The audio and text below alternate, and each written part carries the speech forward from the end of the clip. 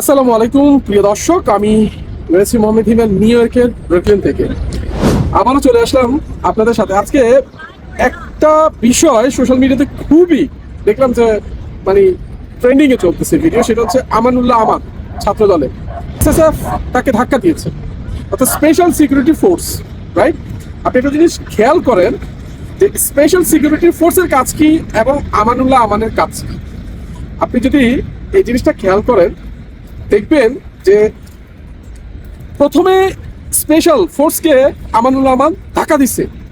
কিভাবে? জোরে ধমক দিয়ে ধাক্কা দিচ্ছে, এই করে এরকম একটা ধাক্কা দিছে।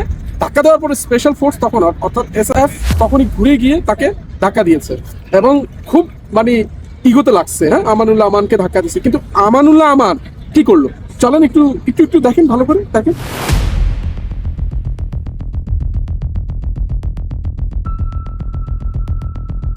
আচ্ছা, এই যে সামনে কালা ঘোষা পিছনে সাদা ঘোষা, এগুলার কাজ কি?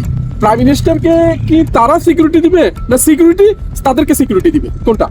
এবং আপনি দেখেন এই যে মানে এই ছেলেপেলেগুলা আস্তা বুড়া খাসাগুলা ছাত্র সেজে বসে আছে এখন। অন্যান্য যে ছাত্র, যারা তরুণ ছাত্র, যারা বাংলাদেশকে আগামী দিনের নেতৃত্ব দিবে, তাদের কোনো সুযোগ নাই। সুযোগ হচ্ছে তাদের। আপনি দেখবেন যে তারা সবসময় এই মাননীয় প্রধানমন্ত্রী তারেক রহমানের গাড়ির পিছনে সবসময় দৌড়াদৌড়ি, তারপর ঝাপাঝাপি লাফালাফি। একটা হচ্ছে রাকিব, আরেকটা হচ্ছে আবিদ। তো এই যে এগুলোর জন্য সিকিউরিটি ফোর্স ঠিকমতো কাজ করতে পারে না, বিলিভ মি অর নট। এবং তারা যখন দেখছে যে ভালো একটা অপমানিত হয়েছে, সোশ্যাল মিডিয়াতে খুব ভালো ভাইরাল হচ্ছে এবং এই বিষয়গুলো নিয়ে খুব কথা চলছে, তখন তাদের ভারাক্রান্ত দুঃখ প্রকাশ করতে করতে শেষ। ফ্যাসিবাদীর আমলে তারা দুনিয়া উল্টায় ফেলাইছে। ফ্যাসিবাদীর আমলে ভাই তোমরা তো শুধু কাজ করো না, এই বাংলাদেশে সবাই মিলে ফ্যাসিবাদীকে কি করছে, তারাইছে। এমন এক ভাব নেয় মনে হয় যে তাদের অবদানে এই বাংলাদেশে ছাত্রদল আর ওই মানে কিছু সংখ্যক লোক আছে, তারা দাবি করে যে তাদের কারণে মনে হয় যে মানে বিশাল এক অবদান তারা নিছে। তারেক রহমান তাদেরকে পাত্তা দেয় না। ভাই, তারেক রহমান একজন প্রধানমন্ত্রী, তারেক রহমান একজন প্রধানমন্ত্রী, সে তার কাজ করবে। তোমরা যে একটা ডিস্টার্ব তার কাজের মধ্য দিয়ে, এটা কি বোঝো? তোমরা যেই পরিমাণে তাকে ডিস্টার্ব করো, সে মুখ ফুলে বলতে পারে না, সিকিউরিটি পর্যন্ত বিরক্ত এই সমস্ত আবর্জনার জন্য। হ্যাঁ, ওদেরকে টিভিতে প্রশ্ন করলে বেহায়ার একটা লিমিটেশন আছে ভাই। তোমরা এত বেহায়া যে মানে ওই শুধুমাত্র পদ পদবীর জন্য ছাত্র সেজে বসে থাকতে হবে।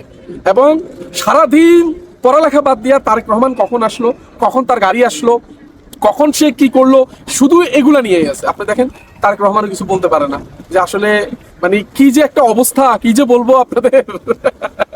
তো যাই হোক, বিষয়টা হচ্ছে এরকম না।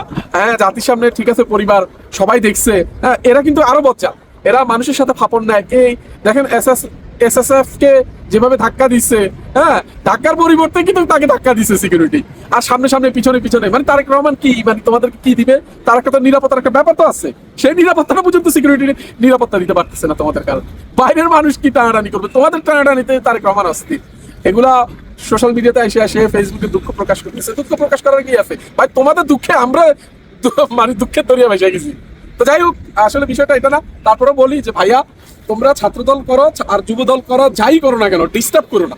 সিকিউরিটি কাজ করবে, তোমরা তোমাদের কাজ করবে, এটাই তো নিয়ম। বা তোমরা সিকিউরিটিকে ডিস্টার্ব করো, তোমরা ন্যাশনাল সিকিউরিটি, তারপরে মানে যখন যেখান দিয়ে পাও এখান দিয়ে খালি তারেক রহমানের পাশে থাকতে চাও কেন ভাই? তোমরা কি একাই নেতা? তোমরা কি একাই শুধুমাত্র ছাত্রদল আর যুবদল করবা আর বিএনপির অন্যান্য সংগঠন করবা, ঘেঁষাঘেঁষি করবা তারেক রহমানের সাথে, মানে ফিউচারে তোমাদের এমপি নমিনেশন দিবে? ভাই, চামচামি করে বাংলাদেশের মানুষ খুব অস্থিরতার মধ্যে আছে। হ্যাঁ, মনে হয় যে তোমাদের জ্বালায়, তোমাদের দুই চারটা চালায় বিএনপির বদনাম।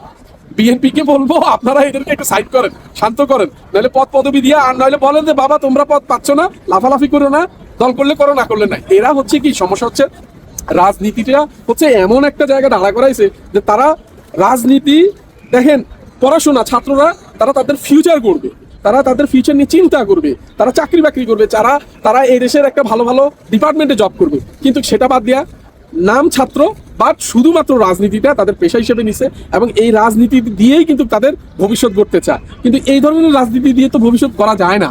আমি বলবো ছাত্র যারা আছে, তোমরা এই রাজনীতির পিছনে সময় না দিয়ে পড়ালেখা করো, আর নাহলে দেশের বাইরে চলো বা চলে যাও, দুইটার একটা করো। এই রাজনীতি যারা পেশা হিসেবে নিবে, রাজনীতিকে যারা ব্যবসা হিসেবে নিবে, তাহলে কিন্তু ভাই ফিউচার নেই। তোমরা মনে করো না যে ইন ফিউচার তুমি মন্ত্রী হবা, এমপি হবা, ঝড়ে বক মরে। হ্যাঁ, ঝড়ে বক মারা গেছে যারা এমপি মন্ত্রী হয়েছে এখন, বা এই উত্থান পতনের সময় যারা ধরে রাখছে হয়েছে, এই এই এই সময় আবার কবে না কবে আসবে এটা আল্লাহ ইজ নোস।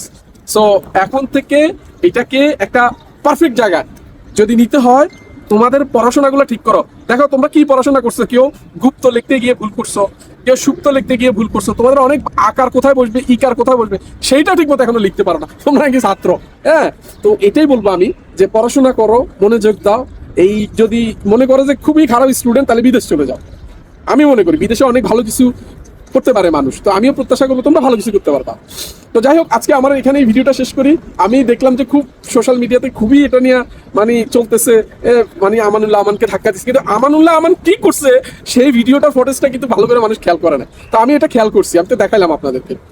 তো সবাইকে বলবো, দর্শক আমি আপনাদের অনুরোধ করব এই ভিডিওটা সবাই শেয়ার করবেন এবং লাইক দিবেন, এবং ইউটিউবে যারা দেখবেন সাবস্ক্রাইব করে রাখবেন। অবশ্যই আপনি আপনার মন্তব্য জানাবেন আসলে আমার ব্যাখ্যাটা কথাগুলো ঠিক আছে কিনা, বা তারা যে কাজটা করছে এটার সাথে এটা যায় কিনা। তো ধন্যবাদ সবাইকে।